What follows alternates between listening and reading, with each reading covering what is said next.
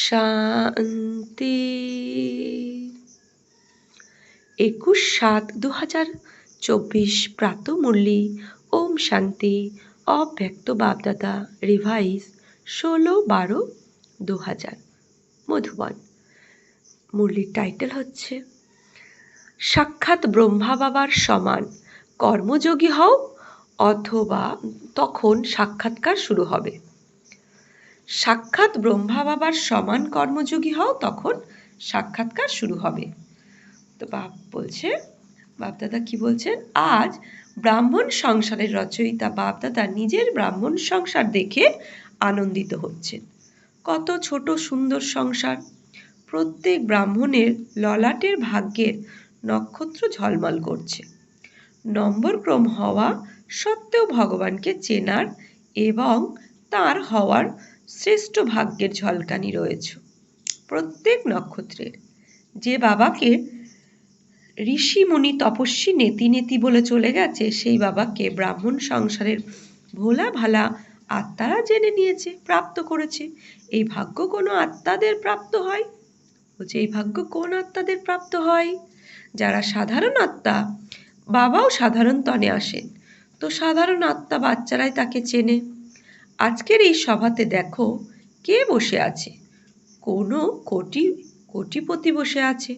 সাধারণ আত্মাদেরই গায়ন আছে। বাবাকে দিনের বন্ধু বলা হয়। কোটিপতি গাওয়া হয়নি।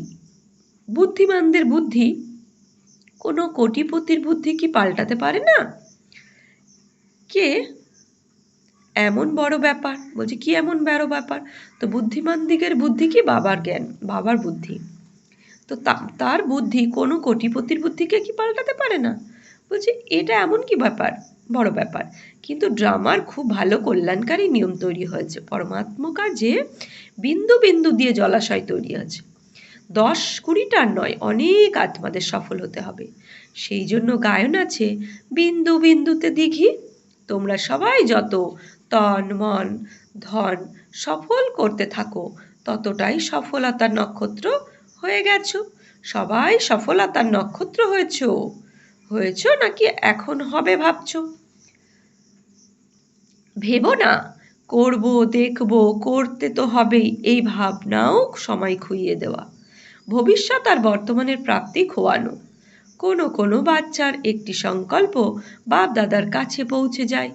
যারা বাইরে তারা তো বেচারি, নিঃসহায়। কিন্তু ব্রাহ্মণ আত্মারা বেচারি নয়, তারা সুবিচারক, বিচক্ষণ। তবুও কখনো কখনো কোনো বাচ্চার মধ্যে একটা দুর্বল সংকল্প ওঠে। বলবো? বাবা বলছে বলবো। সবাই হাত তুলেছে, খুব ভালো। কখনো তারা ভাবে যে বিনাশ হবে কি হবে না। 99 সালও শেষ হয়ে গেছে, 2000ও প্রায় শেষ। এখন কত সময় পর্যন্ত? বাপদাদা ভাবেন হাসির বিষয় বিনাশের ভাবনা, অর্থাৎ বাবাকে বিদায় দেওয়া। কেননা বিনাশ হলে বাবা তো পরম ধামে চলে যাবেন, তাই না? তবে কি সঙ্গমে থেকে ক্লান্ত হয়ে গেছো? হিরে তুল্য বলো আর গোল্ডেনকে বেশি স্মরণ করছো। হিরে তুল্য বলো আর গোল্ডেনকে বেশি স্মরণ করছো। হওয়ার তো কাছে,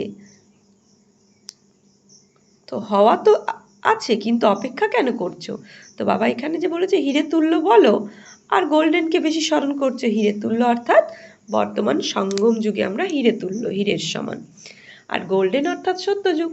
তাহলে গোল্ডেনকে স্মরণ করছো, তাহলে নিজেকে হিরে তুল্য বলছো। হ্যাঁ, বলছে হওয়ার তো আছে, কিন্তু অপেক্ষা কেন করছো?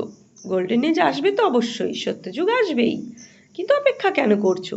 কিছু বাচ্চা ভাবে তাদের সব কিছু সফল করবে, কিন্তু কাল পরশু যদি বিনাশ হয়ে যায় তবে আমাদের কোনো কিছুই তো সময় উপযোগী করা গেল না, আমাদের কোনো কিছু সেবাতে লাগালো না।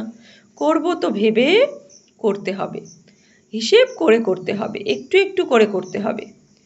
এই সব সংকল্প বাবার কাছে পৌঁছায়। কিন্তু মনে করো আজ তুমি তন সেবাতে সমর্পণ করেছো, বিশ্ব পরিবর্তনের ভাইব্রেশনের নিরন্তর মনকে নিযুক্ত করেছো।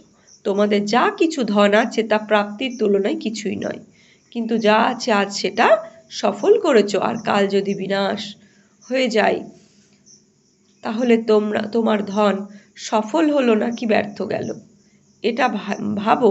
সেবাতে তো লাগবেল না, তবে কি সফল হলো? তোমরা কার জন্য সফল করো? বাপ দাদার জন্য সফল করেছো, তাই না? তাহলে বাপ দাদা তো অবিনাশী, তিনি তো কখনো বিনাশ করেন না। অবিনাশী খাতায় অবিনাশী বাপ দাদার কাছে জমা করেছো। এমনকি যদি 1 ঘন্টা আগে জমা করেছো, তাহলে অবিনাশী বাবার কাছ থেকে তোমার খাতার 1-এর পদ্মাগুণ জমা হয়ে গেছে। বাবা বেঁধে আছেন 1-এর পদ্মাগুণ দেওয়ার জন্য। বাবা তো চলে যাচ্ছেন না, তাই না? এটা পুরনো সৃষ্টি, বিনাশ হবে তো না। সেই জন্য হৃদয় থেকে করো। যদি বাধ্যবাধকতায় করো, কারো দেখা দেখি করো, তাহলে তোমাদের কোনো কিছুর পূর্ণ রিটার্ন প্রাপ্ত হয় না। অবশ্যই প্রাপ্ত হয়, কেননা দাতাকে দিয়েছ, কিন্তু পুরনো প্রাপ্তি হয় না। সুতরাং এটা ভেবো না। আচ্ছা, বিনাশ তো এখন 2001 পর্যন্ত দেখা যাচ্ছে না।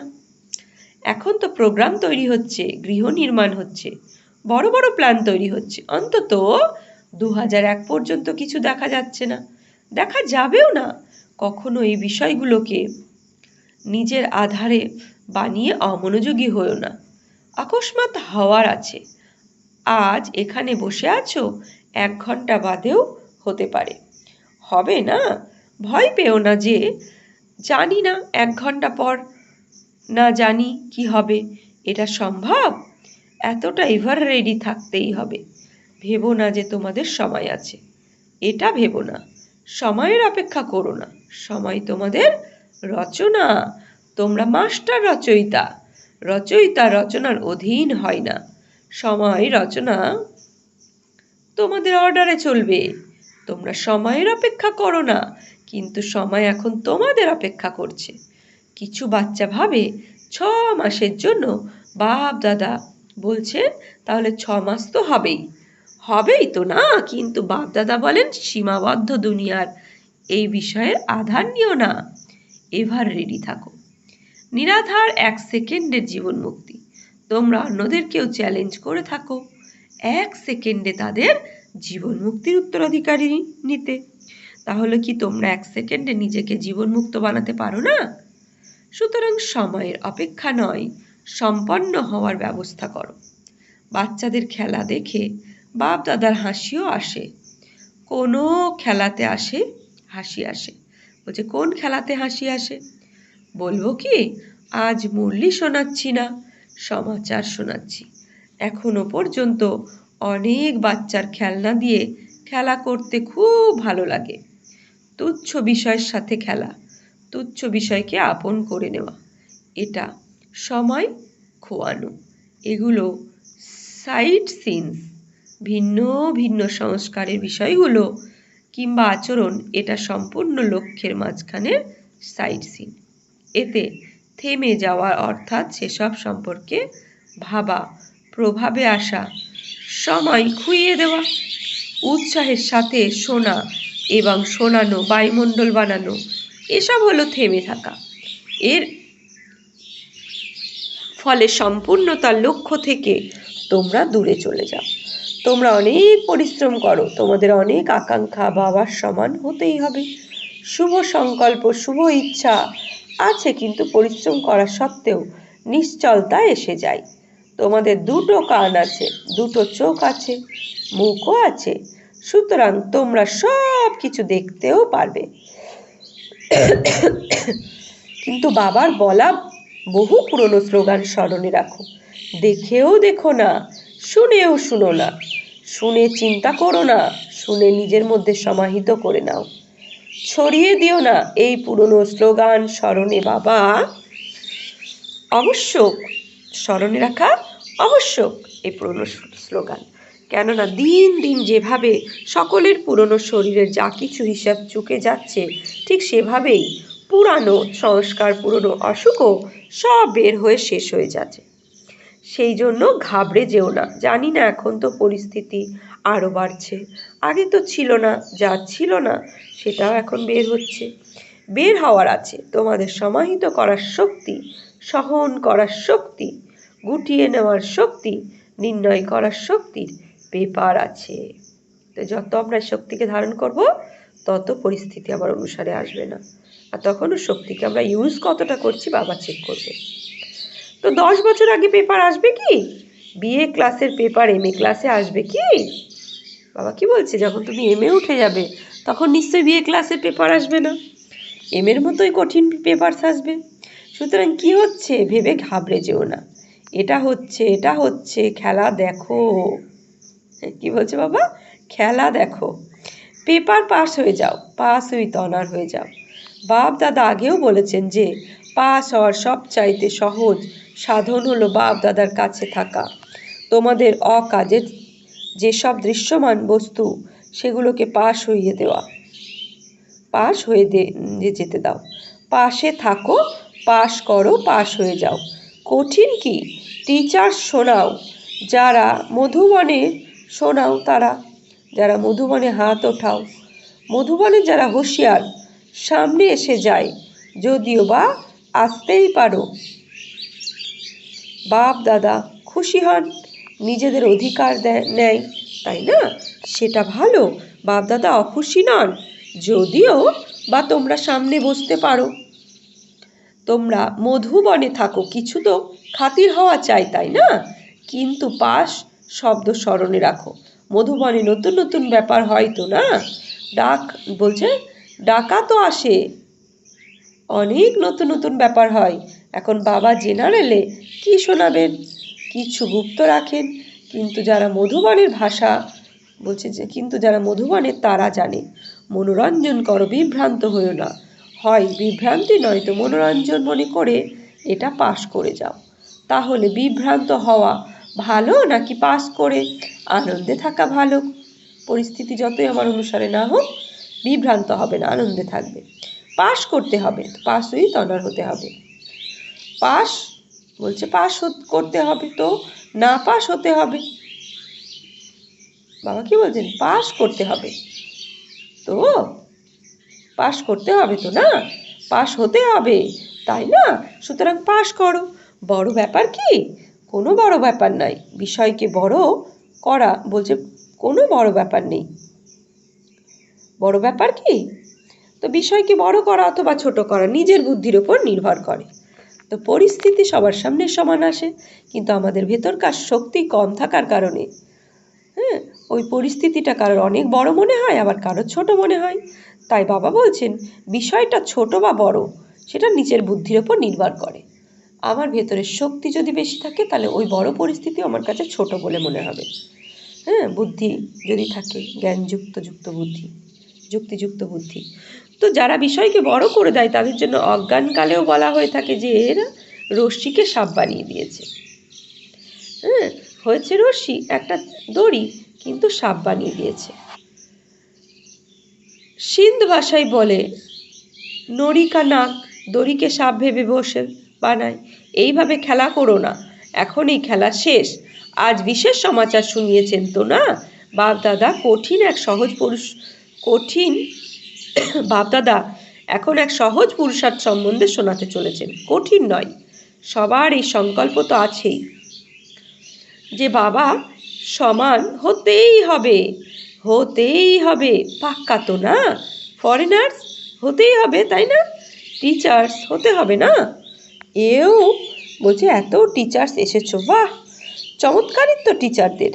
বাপদাদা আজ টিচারদের খুশ খবর শুনেছেন। বাপদাদা আজ টিচারদের খুশ খবর শুনিয়েছে। কোন খুশির খবর বলো? টিচারদের আজ গোল্ডেন মেডেল প্রাপ্ত হয়েছে। যাদের গোল্ডেন মেডেল প্রাপ্ত হয় হাত ওঠাও। পাণ্ডবদের প্রাপ্ত হয়েছে। বাবার হামজিন্স তারা, সুতরাং বাকি থাকা উচিত নয়। ব্রহ্মা বাবার হামজিল, তাদের অন্য রকমের গোল্ডেন মেডেল প্রাপ্ত হয়েছে। পাণ্ডবদের গোল্ডেন মেডেল প্রাপ্ত হয়েছে। যাদের গোল্ডেন মেডেল প্রাপ্ত হয়েছে তাদেরকে বাপ দাদার কোটি বার অভিনন্দন। দেশ বিদেশে যারা বাবাকে শুনছো এবং গোল্ডেন মেডেল প্রাপ্ত হয়েছে তারা সবাই যেন মনে করে বাপ দাদা আমাদের অভিনন্দন জানিয়েছে। তোমরা পাণ্ডব হও বা শক্তি, কোনো বিশেষ কার্যের যারা নিমিত্ত হও, এমনকি পরিবারের যারা থাকে তাদেরও কোনো বিশেষত্বের আধার বিশেষ এই দাদির গোল্ডেন মেডেল দেয়। তো যারই যেটা বিশেষত্ব তার আধারে হয়, তা সারেন্ডার আধার অথবা কোনো সেবাতে বিশেষভাবে যারা অপ্রচলিত তাদের দাদিদের দ্বারাও গোল্ডেন বলছে মেডেল প্রাপ্ত হয়। যে বিশেষভাবে যারা অগ্রচালিত তাদের দাদিদের দ্বারা গোল্ডেন মেডেল প্রাপ্ত হয়। তো যারা দূরে বসে আছে শুনছে তাদেরও অনেক অনেক অভিনন্দন। তোমরা সবাই দূর দেশে মুরলি শুনছো, দূরে বসে মুরলি শুনছো, তাদের জন্য গোল্ডেন মেডেল প্রাপ্তকারীদের জন্য এক হাতে তালি বাজাও। তারা তোমাদের তালি দেখেছে, তারাও খুশি হচ্ছে, হাসছে। বাপদাদা সহজ পুরুষার্থের সম্বন্ধ শোনাচ্ছিলেন। সহজ পুরুষার্থ কিভাবে করব। এখন তো সময় অকস্মাৎ হওয়ার আছে, 1 ঘন্টা আগেও বাপদাদা অ্যানাউন্স করবেন না বলছে, করবেন না। নম্বর কিভাবে হবে? যদি আচমকা না হবে তবে পেপার কিভাবে হয়? পাস উইথ অনারের সার্টিফিকেট ফাইনাল কিভাবে হয়? তো পাস উইথ অনারের সার্টিফিকেট ফাইনাল সার্টিফিকেট তো অকস্মাৎ হওয়ারই আছে। সেই জন্য দাদিদের এক সংকল্প বাপ দাদার কাছে পৌঁছেছে। দাদিরা চান যে এখন বাপ দাদা যেন সাক্ষাৎকারের চাবি খোলেন, এটা তাদের সংকল্প। সবাই তোমরা চাও সেটা। বাপ দাদা চাবি খুলবেন নাকি? তোমরা নিমিত হবে। আচ্ছা বাবা বলছেন আচ্ছা বাপ দাদা খুলবেন, ঠিক আছে। বাপ দাদা হাজি করেছেন, তিনি কি বাবা বলছেন তালি বাজিয়ে দিয়েছে। আগে পুরোটা শোনো, বাপ দাদার চাবি খুলতে কি দেরি আছে? কিন্তু করাবেন কার দ্বারা? প্রত্যক্ষ কাকে করতে হবে? বাচ্চাদের নাকি বাবাকে? বাবাকেও বাচ্চাদের দ্বারাই করতে হবে, কারণ জ্যোতিবিন্দু সাক্ষাৎকার জ্যোতি হয়েও যায় তো অনেকেই তো অসহায় তো না, তখন তারা বুঝবেই না এটা কি। অন্তের শক্তি এবং পাণ্ডব বাচ্চাদের দ্বারা বাবার প্রত্যক্ষ হওয়া আছে। তাই তো বাপদাদা এটাই বলছেন, যখন সব বাচ্চার একটি সংকল্প যে বাবার সমান হতেই হবে, তাতে দুটো বিচার নেই না, একই বিচার, তাই না? এত এই ব্রহ্মা বাবাকে ফলো করো, অশরীরী বিন্দু অটোমেটিক্যালি হয়ে যাবে। ব্রহ্মা বাবার প্রতি সবার ভালোবাসা আছে তো না? দেখা গেছে সব চাইতে বেশি, বাস্তবে তো সবারই আছে, কিন্তু ফরেনারদের ব্রাহ্মণদের প্রতি অনেক ভালোবাসা আছে। এই নেত্র দ্বারা দেখেননি, কিন্তু অনুভবের নেত্র দ্বারা ফরেনারদের মেজরিটি ব্রহ্মা বাবাকে দেখেছে এবং তাদের অনেক ভালোবাসা আছে। তবুও বাপদাদা কখনো কখনো ফরেনারদের অনুভবের কাহিনী শোনেন। ভারতবাসী নিজেদের একটু গুপ্ত রাখে, তারা তাদের কাহিনী ব্রহ্মা বাবাকে শোনায়, তো তাদের কাহিনী বাপদাদাও শোনেন আর অন্যদেরকেও শোনান। অভিনন্দন ফরেনারদের। London, America, Australia, Africa, Asia, Russia, জার্মানির উদ্দেশ্যে তো চতুর্দিকের ফরেনারদের দ্বারা দূরে বসেও শুনছে, তাদেরকেও বাপদাদা অভিনন্দন জানাচ্ছে। বিশেষভাবে ব্রহ্মা বাবার অভিনন্দন জানাচ্ছে। ব্রহ্মা বাবা যারা ভারতের, তাদেরকে খানিকটা গুপ্ত আছে, তারা এত বহু খ্যাত করতে পারে না, গুপ্ত রাখে। এখন প্রত্যক্ষ করাও। তাছাড়া ভারতেও অনেক ভালো ভালো বাচ্চা আছে, এমন সব গোপিকা আছে, যদি তাদের অনুভব আজকালকার প্রাইম মিনিস্টার, প্রেসিডেন্ট শোনেন তো চোখেও জল এসে যায়, এমন অনুভব রয়েছে, কিন্তু গুপ্ত রাখে। তারা তেমন ব্যাপকভাবে বলে না, চাল কম পায়। তো বাপদাদা এটা বলছেন যে ব্রহ্মা বাবার প্রতি সবার প্রীত ভালোবাসা তো আছে, সেই জন্য তোমরা নিজেদেরকে বলো। বাবা কি বলছে? সেই জন্য তোমরা নিজেদের কি বলো? ব্রহ্মা কুমার নাকি শিবকুমারী? ব্রহ্মা কুমারী না শিবকুমারী? ব্রহ্মা কুমারী বলে থাকো তো না? তাহলে ব্রহ্মা বাবার প্রতি ভালোবাসা তো আছেই, তাই না? তো ঠিক আছে, অশরীরী হওয়াতে পরিশ্রম একটু করতেও হয়, কিন্তু ব্রহ্মা বাবা এখন কি রূপে আছেন? কি রূপে আছেন বলো? ফরিস্তা রূপে। সুতরাং ব্রহ্মার সাথে ভালোবাসা অর্থাৎ ফরিস্তা রূপের সাথে ভালোবাসা।